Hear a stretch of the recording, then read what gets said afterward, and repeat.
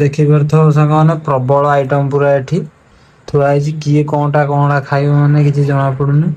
ଆଉ ଏତିକି ଖାଇଲା ବେଳକୁ ପେଟ ଫୁଲ ହେଇଯିବ। ଇଆଡେ ପୁଣି ବିରିୟାନୀ ଅଛି, ସିଆଡେ ପୁଣି ମଟନ ଅଛି, ଚିକେନ ଅଛି, ମୁଢି ଘାଣ୍ଟ ଅଛି। କେତେ କିଏ କଣ ଖାଇବ କେଜାଣି। ହାବା କିଛି ଏମିତି ଖୋର୍ଦ୍ଧା ଟୋକା ରାଜା ଏବେ ଘାଣ୍ଟି ବା ଏବେ ଘାଣ୍ଟି ବା।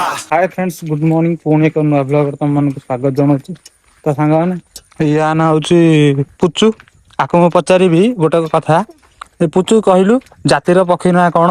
ଜାତୀୟ ପକ୍ଷୀ ନା ବା ଯୋଉ ମୟୂର। ମୟୂର ତତେ କିଏ କହିଲା? ମତେ ଭଗବାନ କହିଲେ। ଭଗବାନ କହିଲେ। ଆରେ ଜାତିର ପକ୍ଷୀ ନାଁ ହଉଛି କାଉ। କାଉ କିଏ କହିଲା ବା? କାଉ କିଏ କହିଲା କଣ? କାଉ କାଉ ତୁ ସବୁ ସେ ସବୁ ଭୁଲ ପାଠ ପଢୁଥିଲ ତମେ। ସେଟା କହିଛି ମୋହନ ଚରଣ ମାଝୀ। ମୋହନ ଚରଣ ମାଝୀ। ସେ ମୋହନ ଚରଣ ମାଝି ଆକୁ କହିଛନ୍ତି ଜାତୀୟ ସବୁ ଭୁଲ। ଏଇଟା ସବୁ ଯୋଉ ଶିକ୍ଷା ତମ ଦିଆଯାଉଛି ଏବେ, ଜାତିର ପକ୍ଷୀ ନା ହଉଛି କାଉ, ଏରା ସବୁ ଭୁଲ ନା ଠିକ? ଭୁଲ। ଭୁଲ ନା ତାହେଲେ ସିଏ କେମିତି ଜାତିର ପକ୍ଷୀ କେମିତି ଦେଇଦେଲେ କେମିତି ଇଏ କରିକି? ସେ କେମିତି ଦେଲା ସିଏ ଜାଣିଥିବ। ଦେଖିଲ ଟି, ଗୋଟେ ଛୋଟ ପିଲା ଦେଖୁଛୁ ସେ ମୋହନ ମାଝି ସାରଙ୍କୁ ସେ କଣ କହୁନି ମୋହନ ମାଝି ସାର୍। କିନ୍ତୁ ତ ଭୋଟ ଦବୁ ତାକୁ। ଭୋଟ କିଏ ଦବ? ଭୋଟ ଆମେ ଦବୁ ତାକୁ। ତମ ଭୋଟ କାହାକୁ ଦବ ଏବେ? ମୋହନ ଚରଣ ମାଝୀ। କାହିଁକି? ପାଗଳଟାକୁ ଭୋଟ ଦେଲେ ସିନା ତାକୁ ନିର୍ବାଚନକୁ ଯାଇ ତାକୁ ଟିକେ କହିବା। ଦେଖିଲଟି, ଦେଖିଲଟି ଛୋଟ ପିଲାଟା ତମକୁ କଣ କହନ୍ତି। କଣ କହିବ? ଜାତିର ପକ୍ଷୀ ହଉଛି କାଉ। ପ୍ରିଣ୍ଟ ଗୋଟା ଭୁଲ କରୁଛ କିମ୍ବା କଣ କରୁଛ କେଜାଣି, ଭଗବାନ ଜାଣନ୍ତି। ହଉ ତୁ ଯା, ଆମେ ଚାଲିଲୁ ଖୋର୍ଦ୍ଧା। ତୁ ଏଇଠି ଛିଡା ହବୁ? ହଉ ଠିକ ଅଛି, ଛିଡା ହେଇଥା। ତୋ ସାଙ୍ଗମାନେ କେତେ ସରି ପକା। ଆଉ ଇଏ ସବୁକୁ ନେଇକି ଇଏ ଖାଇବ। ମୁଁ କୋଉଠି ଖାଇବି ଯେ? ଖାଇବୁ, ଭାଜି ଦେଲେ ତୁ ଖାଇବୁନୁ? ଆଉନ ଏଇଟା ତ ଆମ ଘର ବାହାରେ ପଡିଛି ଆଉ ଖାଇଦଉନ ବସିକି। ଖାଇଦବୁ ବେ, ଭଲ ଭାଜିକି ଖାଇଲେ ନା ବୁଦ୍ଧି ହବ। ସ୍କୁଲ ଯାଉଛୁ ତୁ, ବୁଦ୍ଧି ହବ। ଆଉ କଣ ହେଇଥିବ? ଗୋଟେ ନୂଆ ଗୀତ ବାହାରିଛି, କଣ ଜାଣିଛୁ ଟି?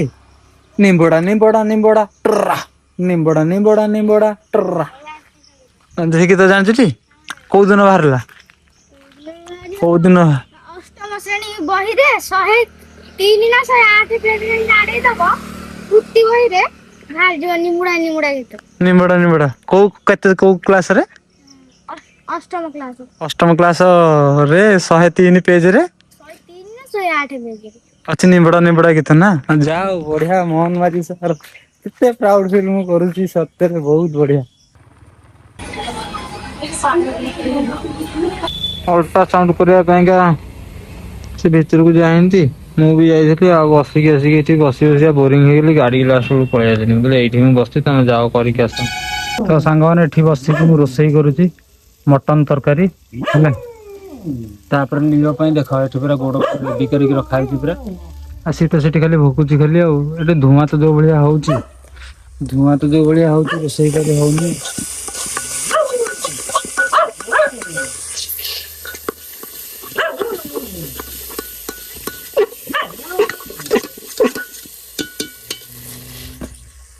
ତ ଚାଲିଛି ରୋଷେଇ। ଆଉ ମୁଁ ବସି ଚିଆରରେ ବସିକି ରୋଷେଇ କରୁଛି। କଣ କହିବ କୁହ?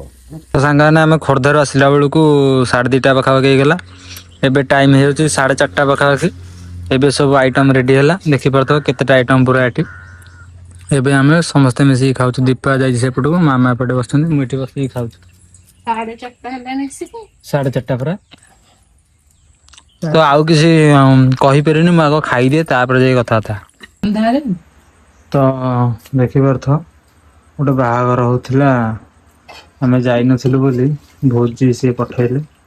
ଚିକେନ, ଅଣ୍ଡା ଚପ, ଆଉ ଏଇଟା ପନିର କଣ ଗୋଟେ, ତାପରେ ଏଇଟା ବି ସେଇ ବିରିୟାନୀ, ମାଛ, ଏଇଟା କଣଟା ଯୋଉ ଫ୍ରାଏ ହେଇଥିଲା, ସବୁ ପ୍ରକାର ପରିବା, ତାପରେ ଏଇଟା କଣ ମୁଢି ଘାଣ୍ଟ, ଆଉ ଖଟେଇ ଏଇଠି ଥୁଆ ହେଇଛି। ତାପରେ ଏଠି ଭାତ, ବିରିୟାନୀ, ହଁ ବିରିୟାନୀ କହିଛି ପରା।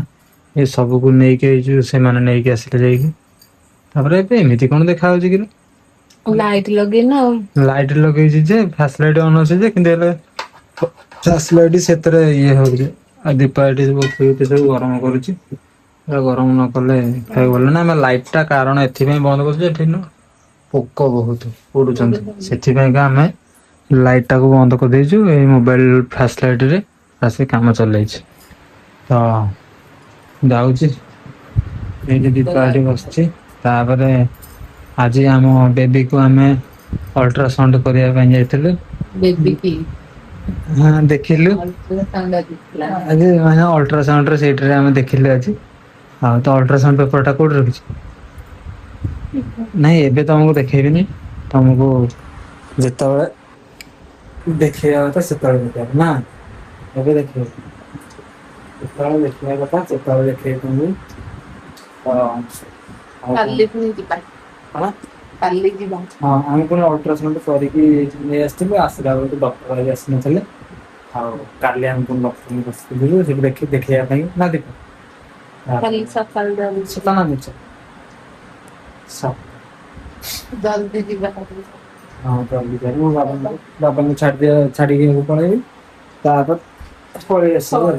ବର୍ଷା ହଉଛି ତାପରେ ଡେରି ହେଲା ବେଳକୁ ହଁ ବର୍ଷା ବହୁତ ଜୋର ହଉଛି। ତାପରେ ଆଜି ବିଶ୍ୱାସ କରୁନି ଭାଇ ଆଜି ଗୋଟେ ଦିନ ଏମିତିଆ ମାନେ କଣ କହିବି ଛାଡ। ମାନେ କଣ କହିଲ ଆଜି ଗୋଟେ ଦିନ ଖାଲି ଦୌଡିଛି ମୁଁ। ସକାଳୁ ଉଠିଲି ଗଲି ମୋ ଶଳାକୁ ଛାଡିବା ପାଇଁକା ଖୋର୍ଦ୍ଧାରୁ ଛାଡିକି ଆସିଲି। ଆସିଲା ପରେ କୁଆଡେ ଗଲି? ହଁ ଦୀପାକୁ ଆଉ ମାମାଙ୍କୁ ନେଇକି ଗଲି ଖୋର୍ଦ୍ଧା। ହଁ ଅଲଟ୍ରାସାଉଣ୍ଡ କଲି। ଅଲଟ୍ରାସାଉଣ୍ଡ ତ ବହୁତ ସମୟ ଲାଗିଲା, ବହୁତ ସମୟ ପୁରା ବହୁତ ସମୟ ଲାଗିଲା ପୁରା ଅଲଟ୍ରାସାଉଣ୍ଡ କରିବା ପାଇଁକା। ତାପରେ ଆସିକି ତାଙ୍କୁ ଯୋଉ ଅଲଟ୍ରାସାଉଣ୍ଡ କରିକି ଆସିଲା ବେଳକୁ 1:30 ପରେ ହେଇଯାଇଥିଲା ନାରେ। ତାପରେ ସେଇଠି କଣ କଲୁ ନା 1:30 ପରେ ହେଇଯାଇଥିଲା।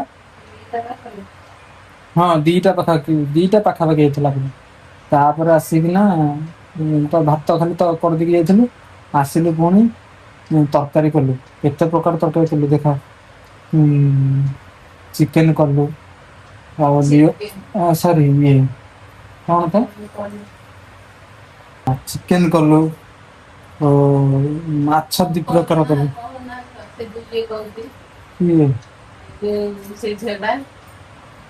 କିଏ କହିଲୁ?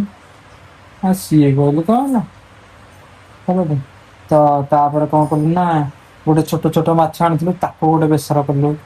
ହଁ ଦେଖା ମାନେ 2ଟାରେ ଆସିକି ଘରେ ଖାଇବା ଟାଇମ ହେଲା। ତାପରେ ଛତୁ କଲୁ। ତାପରେ ଆଉ ଗୋଟେ ବଡ ମାଛ ଆସିଥିଲା ରୋହି ମାଛ ତାକୁ କଲୁ। ତାପରେ ପୋଦିନା ଚଟଣି କଲୁ। ମାନେ 3 ଜଣ ମୁଁ ମାମା ଆଉ ଦୀପା 3 ଜଣ ପୁରା ମିଶିକି 3 ଆଡେ ମାନେ ଆମେ ବାହାରେ 2ଟା ଚୁଲି ଲଗେଇଥିଲୁ। ତମେ ତ ଦେଖିଥିବ ସେ ଚୁଲି ଲଗେଇକି ବାହାରେ ରୋଷେଇ କଲୁ। ଭାଇ ଖାଇଲା ବେଳକୁ ହେଇଗଲା କେତେଟା ଦୀପା 4:30।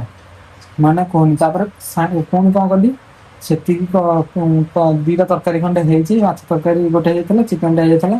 ତାକୁ ହେଲା ପରେ ଗଲି ପୁଣି ମୋ ଶଳାକୁ ଆଣିବା ପାଇଁକା କଲେକ୍ଟର ଅଫିସ ଖୋର୍ଦ୍ଧା। ସେଠୁ ଯାଇକି ନେଇକି ପୁଣି ନେଇକି ଆସିଲି। ସିଏ ପୁଣି ଖାଇସାରିଲା ପରେ ତାଙ୍କୁ ନେଇ ଗଲି ଛାଡିବା ପାଇଁକା। ସେ ପୁଣି ଛାଡିଲି।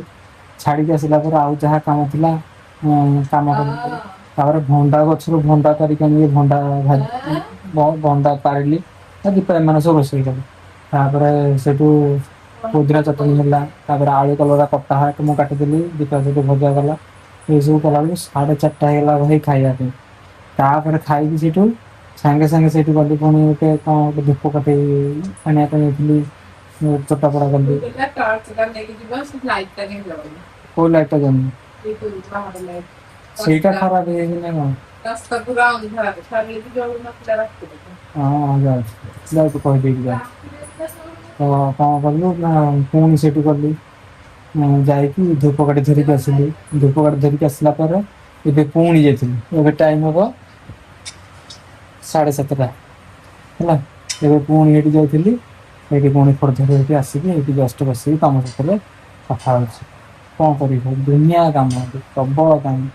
ତାପରେ ଆସିକି ପହଞ୍ଚୁ ପହଞ୍ଚୁ ଦେଖିଲି ଜଣଙ୍କର ବାହାଘର ଥିଲା। ଖଲି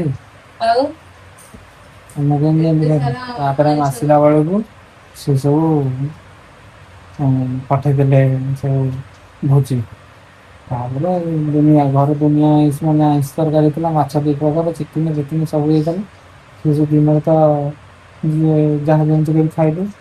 ତାପରେ ହେଇଠି ଏଗୁଡା ସବୁ ହେଇଯାଇଛି, କେତେ ଖାଇବୁ। ଆଜି ରାତିରେ ତ ମୁଁ ଦେଖେଇବି, ଦେଖିବ ଅନେକ ପ୍ରକାର ଅନେକ ଆଇଟମ, ବିଭିନ୍ନ ପ୍ରକାର ଆଇଟମ କର, ପ୍ରବଳ ଆଇଟମ ଯାହା ଯିଏ ଖାଇବ ନା ଯିବା। ତ କଣ କହିଲେ ଆମେ ଯିବି ଟର୍ଚ ଟା ନେଇକି ଯିବି, ଟର୍ଚ ଟା ନେଇକି ଲାଇଟ ଟା ଜଳୁନି ରୋଡ ସାଇଡରେ ଟର୍ଚ ଟା କଣ ହେଲା ଯେ ସେ ଘର ସେଠି ଅଛନ୍ତି ନା, ଦେଖେ ସିଆଡେ କଣ ଜଳିଯିବ ଦେଖେ। ତ ବାହାର ଲାଇଟ ଟା କାହିଁ ଜଳୁନି ସେଠି, ଯାଇକି ଦେଖିବା ଟର୍ଚ କାହିଁ। ଓହୋ ଏଇ ଜଳୁଛି ଟି। ତ ହଉ ଯାଏ, ଯାଇକି ଦେଖେଇ ଦେଇକି ଆସିବା ଯାଇକି ଲାଇଟ ଟା କାହିଁ ଜଳୁନି। ତ ଏଇ ଲାଇଟ ଟା ସାଙ୍ଗମାନେ ଜଳୁ ନଥିଲା, ତାକୁ ଏମିତି କଣ କରିକି ଆଡଜଷ୍ଟମେଣ୍ଟ କରିକି ତାକୁ ଜଳେଇଦେଲି ରାତି ପାଇଁ। କାଲି ସକାଳେ ପଛକୁ ଦେଖିବା କେମିତି କଣ ତାର ଫାର କୋଉଠି ଇଏ ହେଇଛି ନା କଣ। ଦେଖିପାରୁଥିବ ସାଙ୍ଗମାନେ ପ୍ରବଳ ଆଇଟମ ପୁରା ଏଠି ଥୁଆ ହେଇଛି। କିଏ କଣଟା ଖାଇବ ମାନେ କିଛି ଜଣା ପଡୁନି। ଆଉ ଏତିକି ଖାଇଲା ବେଳକୁ ପେଟ ଫୁଲ ହେଇଯିବ। ଇଆଡେ ପୁଣି ବିରିୟାନୀ ଅଛି, ସିଆଡେ ପୁଣି ମଟନ ଅଛି, ଚିକେନ ଅଛି, ମୁଢି ଘାଣ୍ଟ ଅଛି। କେତେ କିଏ କଣ ଖାଇବ କେଜାଣି। ହଉ ସାଙ୍ଗମାନେ ଆଜିର ଭିଡିଓଟି ପସନ୍ଦ ଆସିଥିବ ତ ଲାଇକ୍ କରିଦବ, ଚ୍ୟାନେଲକୁ ନୂଆ ଆସିଥିବ ତ ସବସ୍କ୍ରାଇବ କରିଦବ, ବେଲ ନୋଟିଫିକେସନ କୁ ଅଲ ରେ ପ୍ରେସ କରିଦବ। ରହୁଛି ସାଙ୍ଗମାନେ, ଜୟ ଜଗନ୍ନାଥ।